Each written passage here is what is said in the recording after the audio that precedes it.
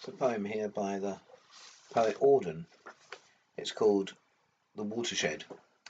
Who stands the crux left of the watershed? On the wet road between the chaffing grass, below him sees dismantled washing floors, snatches of tramline run into the wood. An industry already comatose, yet sparsely living, a ramshackle engine. Cashwell raises water for 10 years, yet they've in flooded workings until this, its latter office grudgingly performed. And further here and there, though many dead lie under the poor soil, some acts are chosen, taken from recent winters. 2 there were, cleaned out, a damaged shaft by hand, clutching the winch the gale would tear them from. 1 died during a storm. The fells impassable, not at his village, but in wooden shape. Through long abandoned levels nosed his way, and in his final valley went to ground. Oh, go home now, stranger, proud of your young stock. Stranger turned back again, frustrate and vexed. This land cut off will not communicate. Be no accessory content to one. Aimless faces rather there than here. Beams from your car may cross a bedroom wall.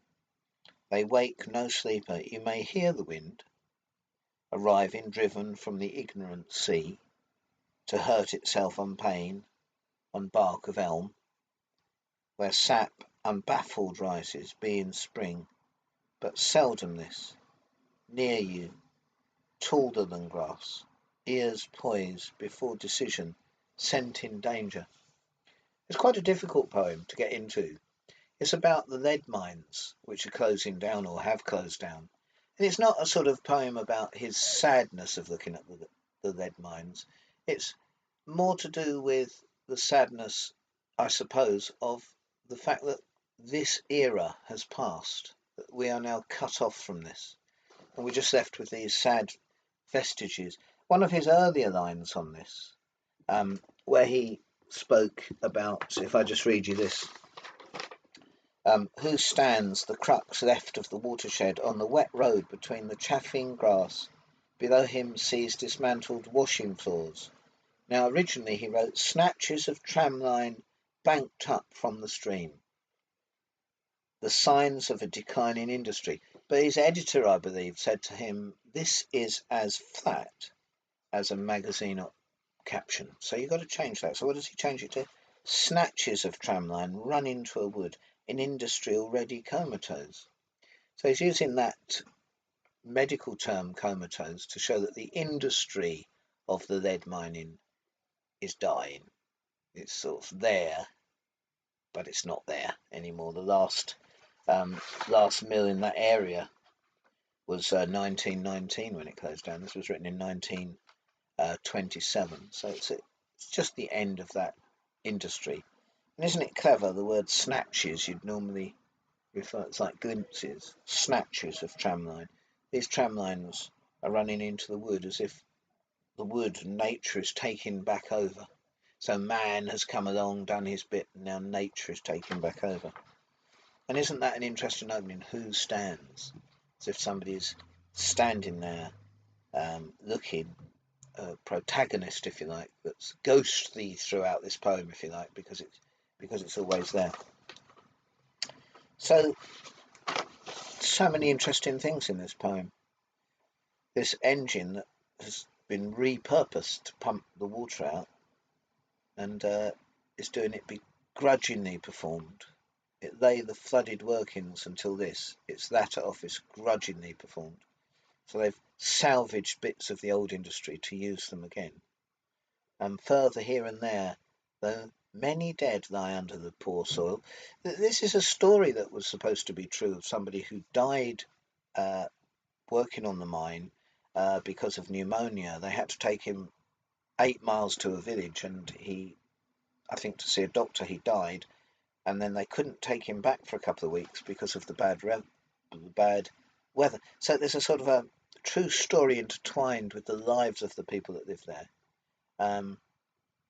You've got The winch a gale would tear them from. One died, that's the person we're talking about, during a storm.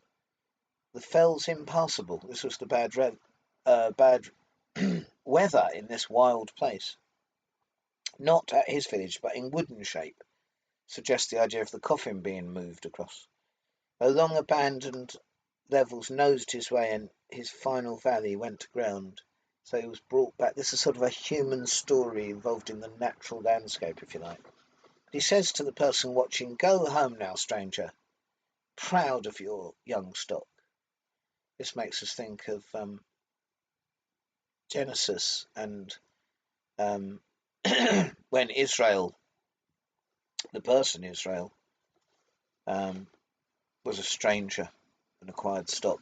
And I think what this sort of biblical colouring, if you like, this biblical presence comes from T.S. Eliot used to do, entwine these biblical allusions and analogies into his lines to try and give them a depth of meaning, if you like. But what he's saying is, go back now, stranger, proud of your young stock. In other words, you won't understand what you're seeing. There are two worlds meeting here, the world that's vanished, the world that's here now, and you won't see from where you're standing. You won't see what's happening. You won't understand it. Go home now, stranger, proud of your young stock. Stranger, turn back again, frustrate and vexed. This land cut off will not communicate. See that? This land you won't understand. You're looking on it, but you won't understand it. Be no accessory content to one, aimless for faces rather than there than here. Beams from your car may cross a bedroom wall. I love that. Driving round past these old buildings, and your present light. Auden was obsessed with what's happening in the present in a lot of his poetry. The present light of now is hitting the past because there's no one there. Beams from your car may cross a bedroom wall. They wake no sleeper. A lovely little phrase. They wake no sleeper. A double negative, isn't it? No sleeper and wake, so you're asleep. But the person asleep is not there. This is what poetry does. Crams together these rather difficult to understand things, but they're well worth thinking about because the words themselves create meaning he's after. Let's think of this again. Beams from your car may cross a bedroom wall. They wake no sleeper. You may hear the wind arriving driven from the ignorant sea to hurt itself on pain on bark of elm, where sap unbaffled rises, be in spring, but seldom this. Near you, taller than the grass, ears poised before decision, scent in danger. He doesn't say it's a hare, but you suggest it's a hare or a rabbit standing up, caught in the headlights, not knowing which way to go. These are the two worlds that are caught in the headlight of the poem, looking at the past, not understanding it. And where do we go from here? And a lot more into this poem, but they're just a few sort of introductory notes to it. I hope you enjoyed those notes and look forward to speaking about poetry to you again. Thank you for watching.